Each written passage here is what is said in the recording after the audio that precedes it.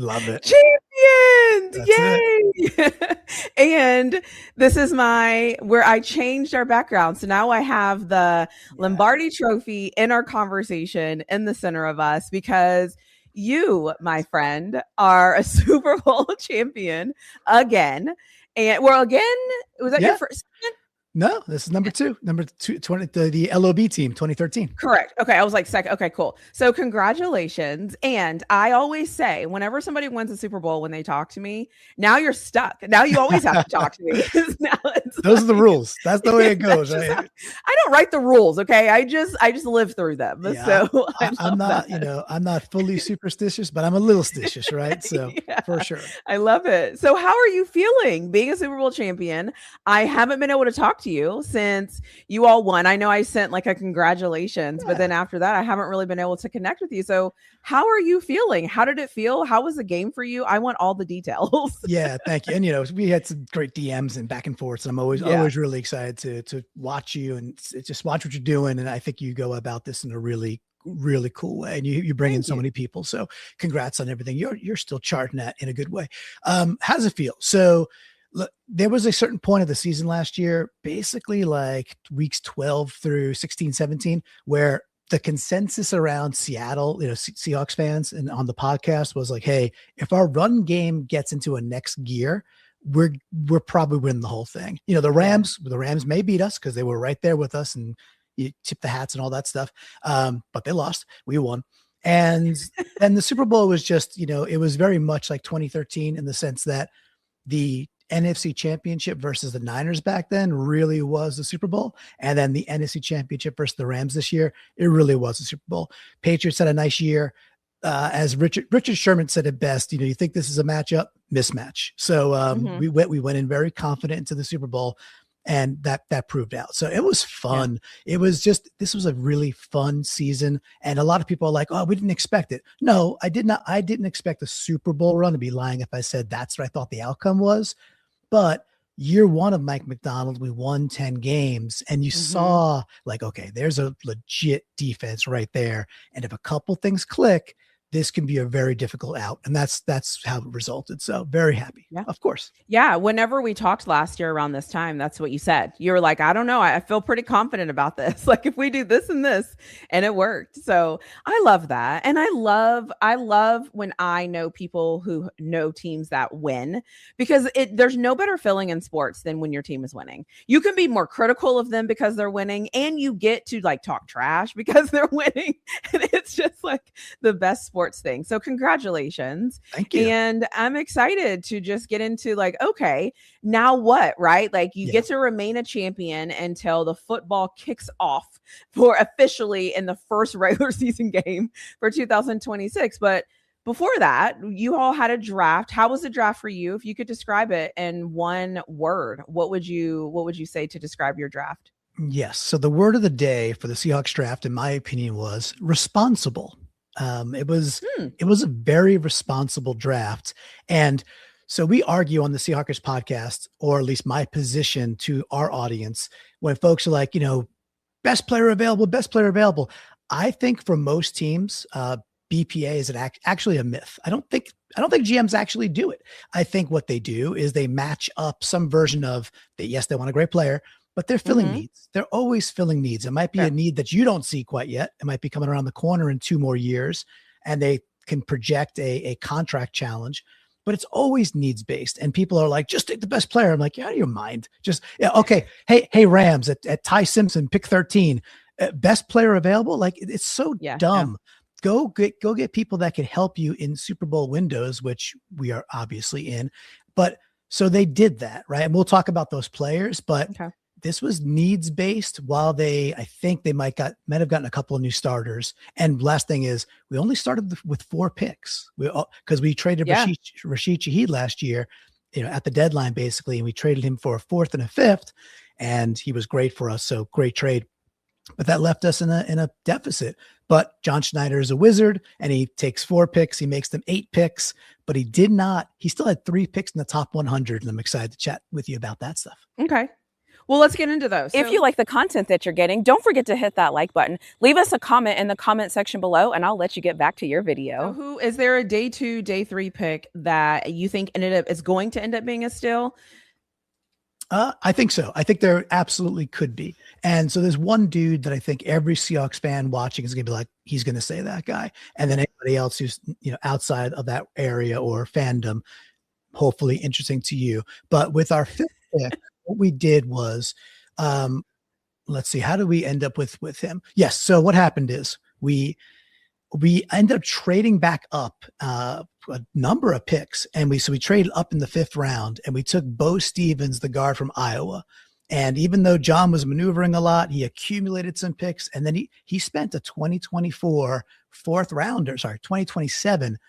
rounder traded to the Browns, which next year's draft, Florida is supposed to be stacked. That's the word on the street, right? More valuable than this year. So we traded up. I have things to say about that, but I don't watch a lot of college. I watch it. I know. I watch it after. And that is why that is the huge disconnect. Is that's it, right? It's like there's NFL fans, there's college football fans, but a lot of people don't know what's happening in college football right now. So, anyways, I'd love to get your perspective on that. At some point for sure. So we trade a 4th for this year's 5th, right? Gladly pay you Tuesday for a hamburger today. And that hamburger was Iowa beef Bo Stevens. So I love it. That Iowa team had 3 dudes, that Iowa offensive line, they won the Joe Moore award for best offensive line this year with the Iowa Hawkeyes. They play wide zone. They play zone scheme. Their dudes are athletic. You could look at their spider, charts, and all their 3 cones are off the charts because their short area quickness is really good. We run wide zone. So we get this piece of Iowa beef in the 5th round who, depending on who you ask, many folks had him, as a potential 3rd rounder, certainly by the 4th round, feeling really quite stealish. And again, needs based. Our weak link on the offensive line, I think he gets a bum rap in many ways because he's healthy and he was always there. But Anthony Bradford's the one who gets a lot of the heat on the Seahawks offensive line. And there's some reason he does, but Bo Stevens will come in right away. And if not compete, he has a real good shot of taking that right guard position. I love it. Anytime a fan comes up here and starts talking about an offensive line, I'm sign me up for that. Sign me up. Seahawks. That's the beautiful part about Seahawks fans. Like most of them are really in. They're in on this, and they want. We want to run the football. We saw what happens when you recommit to running the football. Yeah, and and then you pair it with a good quarterback and a nice scheme. To us, that's the way that's the right way to be a consistent offense in the NFL, which matters a lot.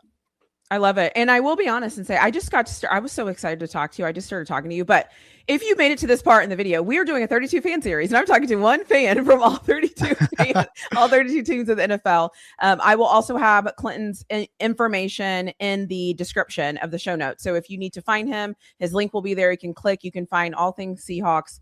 I personally love the way that they talk about football because it's not just football per se, it's all the nuances and like the behind the scenes and thinking through things. And I feel like it's an engaging conversation more than it is just like, this is what I think and feel. It's more of like, this is what I think and feel, and this is why. And so I always appreciate anytime I get to listen in. I have so many people I listen to that it's actually insane sometimes where I'm like, no, I heard you say that. No, I remember that conversation. So it's always fun for me. So sorry I didn't say that at the beginning. I just wanted to applaud you from winning the Super Bowl. Well, so you had that amazing intro, so 0 apologies. Yeah, like, the Lombardi's so still on screen. So thank you. Yes, I love it.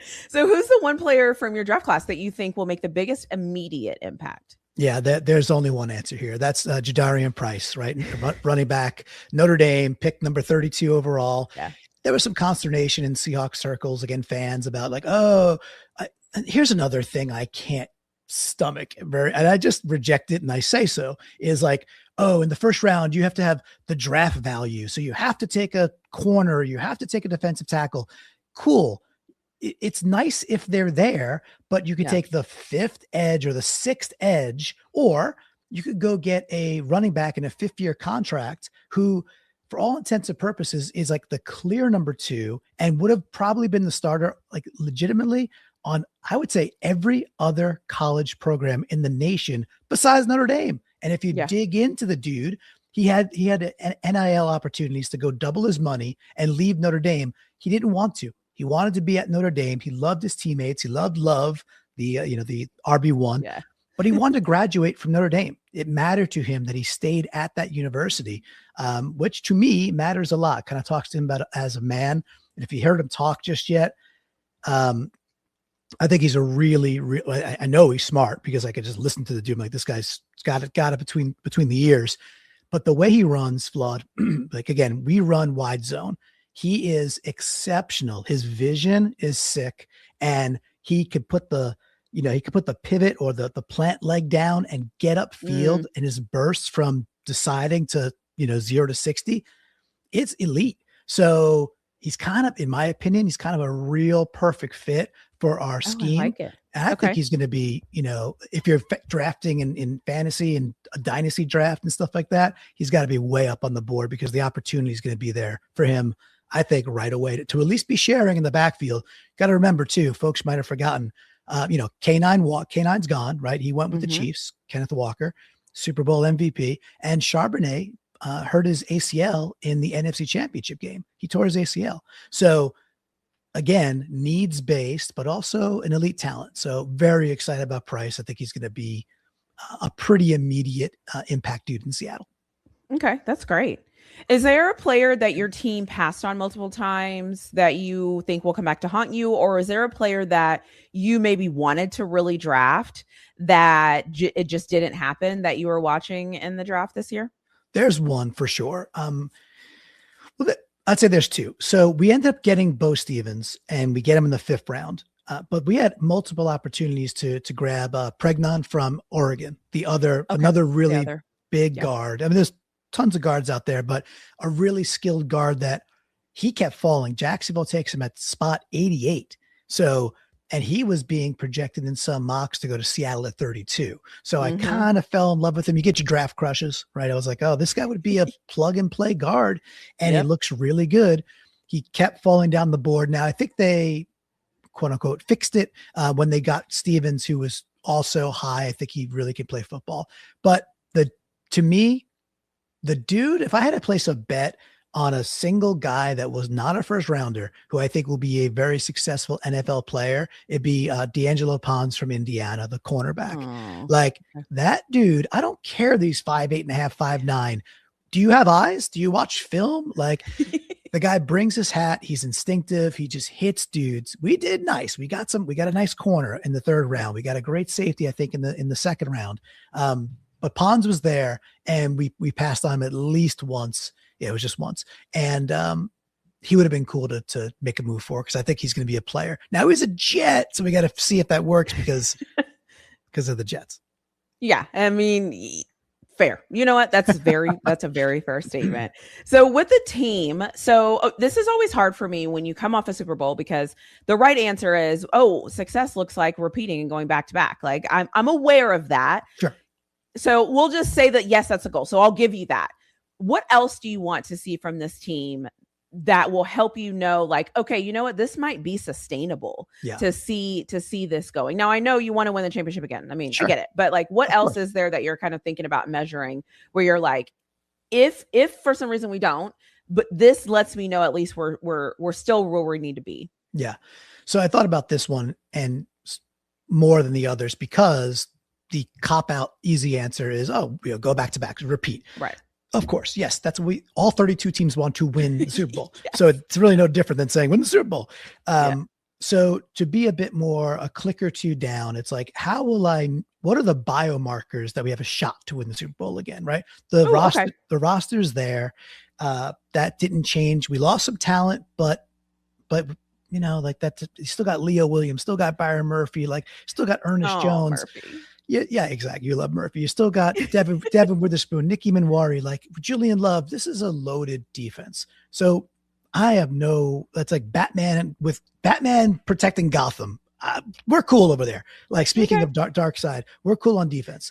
Flipping over to the offense, we get a brand new coordinator. Clint Kubiak does his one and done, but hey, got the chip. He's now with the Raiders as their head coach. Cool. We bring in this guy Fleury, who is the tight ends coach of the 49ers. So he's coming from the Shanahan-y, McVay-y, which is the Kubiak-y wide zone scheme anyway. What I think we need to see is, we lose K9, and towards the end of the year last year, teams were starting to figure out how to take away JSN over the top.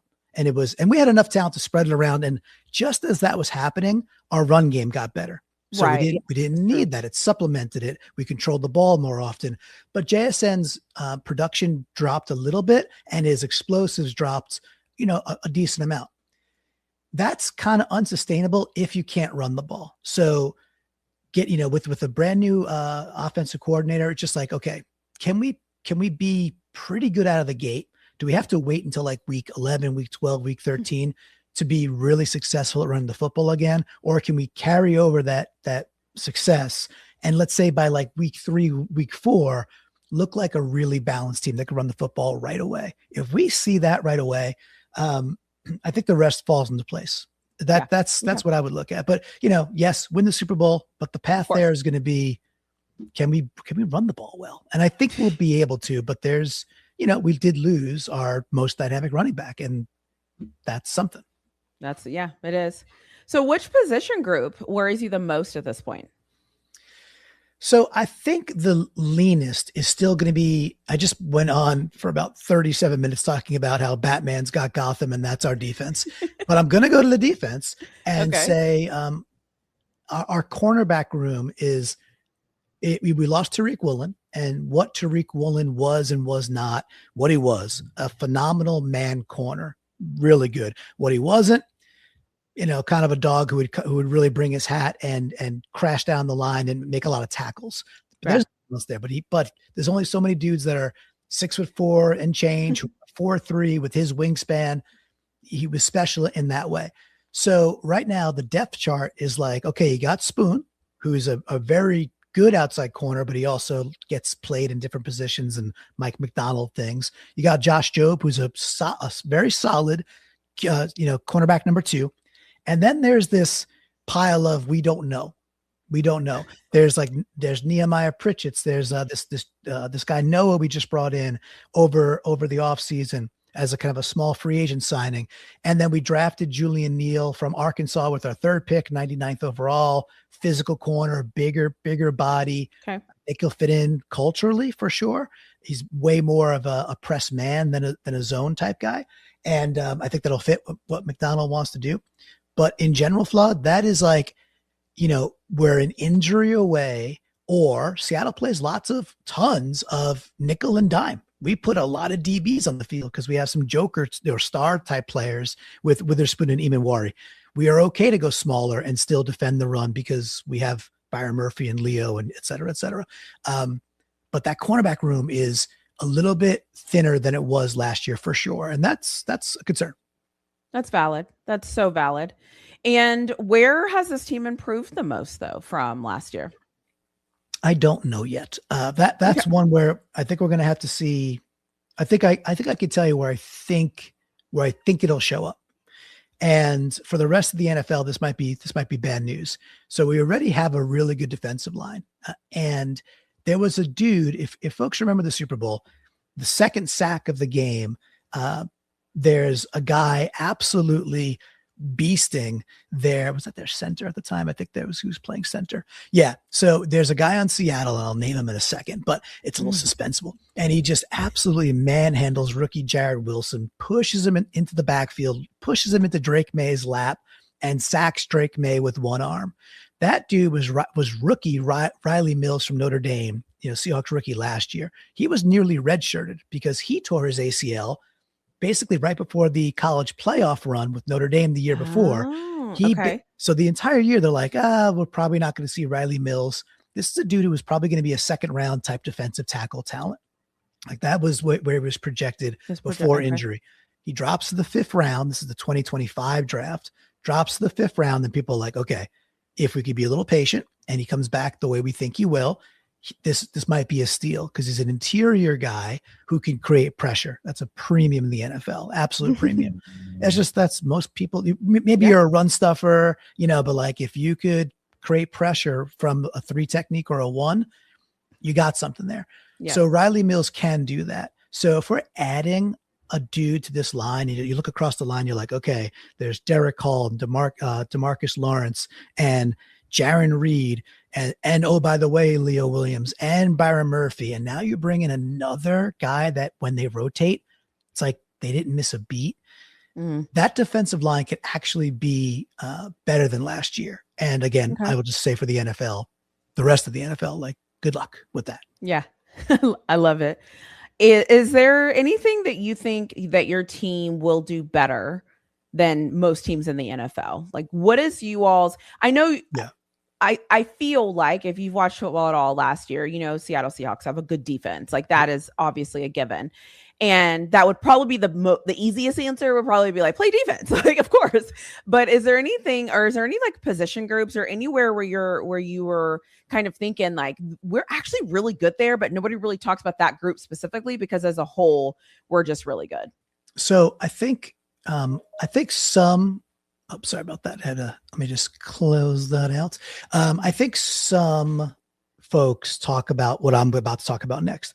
I'd say the average NFL fan maybe didn't see it, right? And they just go, okay, yeah, Seattle's got a nice defense. It's like, yes, they do. And we're naming the players as to why they do. And Mike McDonald's a very good schematic defensive mind. Cool. But why does it work is because Seattle has something that most of the NFL does not have. Seattle has the ability to go out there and play, we're in nickel a ton in nickel. But it's kind of like a cheating nickel. It's almost a 4-3 because Nick Imanwari, who is out there as a quote unquote safety in this nickel package, he's not really playing nickel. He's kind of playing de facto linebacker. And then Witherspoon, Devin Witherspoon, between those two dudes, you got chess pieces that we could go light, right? So that's what happens, right? Okay. We could go out there with DBs, with 5 DBs out there that could all cover and they could all hit. Cool. So it's difficult to dink and dunk against this team. And so that's hard right away. We got an interior that's really good. Like DeMarcus Lawrence at age 34, he still might be the best run stuffing defensive edge in the entire league, setting the edge, et cetera, et cetera. But when you have 2 dudes who are defensive backs, but in reality, they actually play a lot like linebackers, it just flips the script because they're so talented that they could run with a move tight end and cover them down the seam and you're not going anywhere. Or they could play out at the boundary with dudes who run a 4-3 and they're pressing you with man. These guys are so versatile in how they play the game. And so we could play with 5 DBs and you still cannot run against our 5 DBs. And then good luck passing against that because there's just way more bodies out there. It makes it very difficult for NFL offenses to be consistently, moving the ball against us. You suffer a lot of negative plays versus Seattle. Oh yeah. A lot of negative plays. With you all, what I actually think you all do better than anybody in the NFL, honestly, is your entire special teams unit. Oh, that's great. All of it. Yeah. Like from punt, kickoff, all of it, the kicker, the punter, like the punt returner, the kickoff return, like that. And we don't talk about it enough because it's special teams, but it's like 1/3 of the team. But when you win 1/3 of that, most of the time you're going to win more games than anyone because it's so important. Field position is so important. The Super Bowl, field position, kicking field goals, just getting points on the board. Premium. Like you can't quantify that other than that's what helps you win games. And it's one thing I noticed this year where I was like, wow, they have all 3 phases of the game. And you don't say that very often. Usually you're like, well, we kind of have to cover for this a little bit. But I believe the punter went to the University of Texas, but semantics. He's the man, the Aussie man himself. But I do want to jump on that point a second because you could juxtapose what Seattle does, which is like they put a premium on this as an organization. We had at one point the highest paid place kicker, the highest paid punter. We trade a 4th and a 5th to go get Rashid Shaheed, which dude will have 3 returns in a short time in Seattle. So the emphasis is already there. And then you look at like the Rams, who it's like they just nearly don't care. It's like it's like it's almost as if they took a I don't know, a middling quarterback with pick 13 and figured that'd be good this year. But they kind of ignore special teams. And then in the NFC Championship game, what do you see? You see a muff punt off that dude's shoulder pads, and we're right on it. Seattle special teams, it's a great point by you, and I love that you brought it up, because Seattle special teams really was so incredibly consistent. And then even with the squib kicks, with the new kickoff rules, it's like, no, we were never kicking into the end zone, ever. Yeah. We figured it out. And like our team's starting position against us was either like first or second in the whole league. Like Jason Myers figured out, I know how to land the ball at the 0 yard line, Yeah. Yards are a premium, especially when a dude could kick 70-yard field goals, because that's what's happening now. And the average starting position's like 32, 33. And we're getting the teams to like start at 26. It matters. It matters so much. So great point by you. Yeah. So, and it was one of my favorite things. And of course, now it's like my battle cry, because now I used to say it, people would be like, girl, let it go. But now I at least have somebody to point to, because you all did it. And then Indiana in the playoffs, they had the block punt. They were also, pinning Miami back. So it's like now I can talk about it, because people are like, well, okay, she does have a point. So I love that. And I love to see that. And I know you're a Steelers fan, and not to bring up a sore subject, but when Seattle played the Steelers in week 2, we had the kickoff. We had the kickoff. Right. It was a tight game, had the kickoff. I figured it was Caleb Johnson. It was Caleb Johnson. Right. Mm-hmm. And he just didn't think that he had to go pick up the ball. He thought it would be a dead ball or whatever. And we recovered in the end zone. It was a touchdown, and we won 31-17, but it was close until that moment. And special teams completely changed that. We were 0-1. Because we lost at home to the Niners, and a special teams play on the road in Pittsburgh in a tight game, it changes the entire trajectory of the season. It changes everything. Yeah. And I always say, I will give Arthur Moats credit. I collaborate with him every week, and he said to me multiple times, he was like, you don't know you have a good special teams until you have to start talking about special teams. And then the other thing that I always say is like, you don't realize the impact either. Because the impact is it's game changing. Yep. A blocked punt or a kickoff return for a touchdown, like all of those things are like game changing instant plays.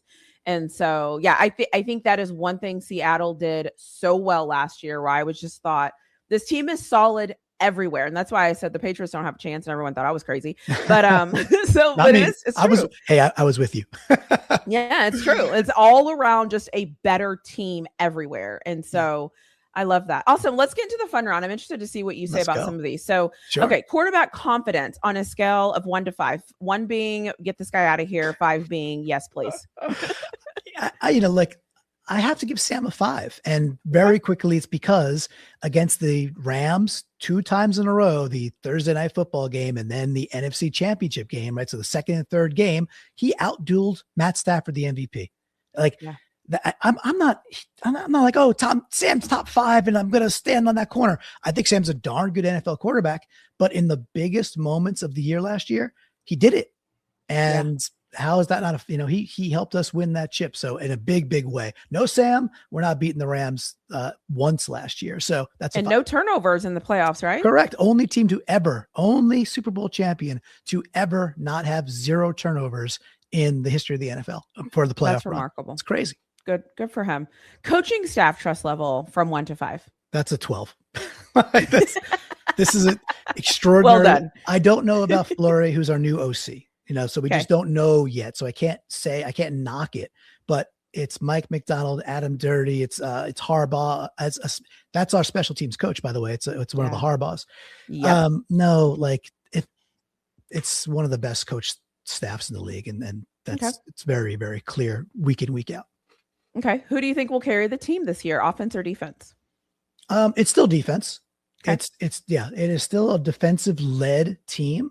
And then the offense knows how to keep the ball. And I mean that in a really good way, like retain the ball, put up enough points and be explosive when they need to be explosive. But this is defense. And then that's great. That's my style. Okay. If you can trade drafts with any team, you take their drafts, Draft picks, they get your draft picks. Who would you trade with? I really like I was pooping on the Jets earlier, but I like the Jets draft. I like the Jets draft a lot. I would not have taken Sadiq where they took Sadiq, but I'm just not a big, hey, the super athletic-y tight end person. I like tight ends that are maybe, I don't care that they can run a 4-3. I want tight ends that can do all the tight end things. But again, I mentioned D'Angelo Pons earlier, and they got Cooper, right? Yeah, they got Omar Cooper. Yeah, Omar Cooper. So, just between those two dudes alone, and then they take David Bailey first with Texas Tech. I think he'll be great. I don't know. The second pick was really tough this year because there wasn't like a Myles Garrett staring you in the face. Should they have taken Reese? Hard telling, not knowing. But for me, the two Indiana kids where they got them, really exciting talent there. Okay. So I'm not sure I would swap it one for one because it's different needs, but I really liked what the Jets did there. And that's hard for me. I grew up on Long Island, Flawed. I do not like the Jets. I do not like the Jets. I grew up being like, I hate this team. I grew up on Long Island and I became a Seattle fan. That's how much I was repulsed by the Jets. You're like anybody but these guys. I just, I could have chose the Giants. I chose Seattle, thankfully. But the Jets were always, not my favorite squad. That's fair. If your team had this always happens moment, like here we go again, this always happens. So gosh, here, Seahawks being Seahawks, what would that be for you? Oh man. I'm not trying to be cocky or be an a-hole.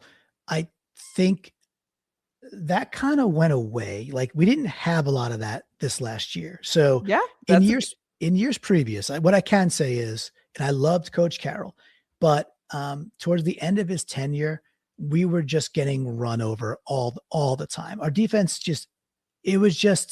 you could run all over us. Like Josh Jacobs one day put up I think 1,200 yards in one Monday Night Football game against us. And it was just so frustrating. Then the Bears put us out of the misery one year. And the Steelers 2 years ago was kind of like Carroll's last game. You guys ran the ball down our throats. We came up, And it was just like, why do we have this pattern here where we cannot hang late in games? I don't want to give a non-answer, but there's nothing glaring about this Mike Macdonald team where you get done with 60 minutes and you see let's say a quarter of a season and you go, man, this thing keeps showing up and it's bad. The only thing I will say is we could use a little bit more speed off the edges. And I'm not sure we're going to get it. We did not draft edge. A little more like quick pressure on quarterbacks. And some of the better teams, like the Rams, for instance, they found ways to still put up a lot against us. But, 95% of the teams did not have that kind of success. But I sure would like to put a little more fast pressure on Stafford this year. Okay. And then if you could send a message to your GM or your owner, what message would you send to them? So the owner one, I think, is the interesting one for Seattle because they are for sale. So if you got, $10 or $12 billion laying around, Flawed, we could go in. Let me go search my bank account after this. Sure, I'll let you know. I'm sure it's there. So for the owners and it's, who they sell to and really the next ownership coming in, I hope that they just have an understanding that you're walking into a very professional organization that treats these things like a platform. It's been a good organization. So Paul Allen bought the Seahawks back in whatever it was, 97 or something like that. He was the co-founder of Microsoft, right? So PNW, local hero, billionaire, big money, but you start Microsoft, you get paid. That's how things work. And ever since he took over, and then that started the Mike Holmgren era. That's a great run. We lose in the Super Bowl to your Steelers in 2005. And then, we have Jim Mora Jr. for 1 year. They don't like it. They make a quick change. They get Pete Carroll. Carroll's there for 13 years. He's starting to fade. Okay, it's time to make a change. They get Mike Macdonald. Yeah. Operationally, it's a very sound organization. Very, very sound. I think it's because the owners have hired really good people, starting with John Schneider, and they let them operate. And they are very happy to raise the 12th flag and raise Lombardis and pay for stuff and let the team do what they're doing. So that's the message is you have a pro squad here. Buy the team, get all hyped up and let the pros do what they do. Yeah, let the people do their job that you hired them to do. Correct. So Correct. They're really good I at love it. that. Yeah, I love that. And before we end here, I just want to say I appreciate you always giving me the random Murphy updates. Like I tell Yes. everybody, it's important to me that players from Texas go do well in the NFL because that also then helps us in college. So it's like this cycle of like, hey, we have a Super Bowl champion that came from Texas, homegrown, like we built him too, so it's always nice to get that inside information because I don't always see it as much as I used to, just because they kind of fall out of my algorithm at some point. Yeah. But it's so nice to get those updates from you. So thank you for that. And then thank you for just always being so supportive, being so present. I know this year I was able to come and chat with you all before we played each other this year. So I just wanted to say thank you. I appreciate amazing football conversation. And I always just love people that are just passionate about their teams because it's more fun when you're passionate about your team. So I appreciate you for that. And thank you as always. And then I will shut up here in a second, but before we end, I will end on you, but all of your information will be in the description. So if anybody wants to know where you're at, and then I have learned how to add people as collaborators. So I will also do that for you so that I will just pop up and people, it should be a little easier, but sometimes it takes people a little minute to figure it out. But again, just thank you. I appreciate you. And then whatever you say, we'll end with you. Okay. Well, thank you. And all the nice things you said, I would just say them back to you in all sincerity. You're a great collaborator and you do a good job, and it's fun. It's fun. You have a really cool program. So for folks out there, like if you're a Seahawks fan, the only thing we keep saying to people is we've been doing this for like 13 years now. I've been doing it for 9 years, and still most people don't know what the Seahawkers podcast is. That's fine. But we keep growing. It grows every single year. The best thing you can do is if you like it, we have a lot of fun on our show. Like we have enough analysis and we have a good time. And I think we're pretty entertaining in the way we do it. We have some really unique shows we do that are like only for the season because they're kind of related to the game. But the best thing people could do if they're a Seahawks fan is like share it with 12 other 12s. Be like, hey, this was fun. I like the way these guys talks about football. If you head to the channel, youtube.com/Seahawkers podcast, you'll see lots of content out there. And mentioning one more dude, you mentioned Texas. So we sat down with Earl Thomas again pretty recently. Okay. He came back. Shout out to Earl. Shout out to Earl. Shout out to Texas. And and we were just sitting down with Riley Mills out of the draft party, and got to meet Warren Moon. So it's a nice mix of some insider stuff, but really, hopefully, just dudes you'd like to sit around with, have a beer, and talk Seahawks football. I just want to say too, like plug for you all. Also, if you like football, it's a good watch too, because yes, some stuff is like Seahawks centric. You're a Seahawk, like obviously, of course, but there's also some other things in there that you can take and either apply it to your team, or you can say like, that is a good topic that I can think about. So that's what I like about it is if you're just a football fan, sometimes it's nice to hear people, like I said, talk about the nuances and talk about things that aren't just team specific. So that's what I like. So if you're listening to this and you just want another podcast to listen to that, it's about Seahawks, but like you could apply some of these things to your team or your football knowledge. Always a great listen. So just anyways, my personal opinion. I appreciate that. Hey, look, winning a Lombardis is not for everybody. So if you like talk around winning Lombardis, hit us up. There it is. Thank you so much. You got it. Thank you.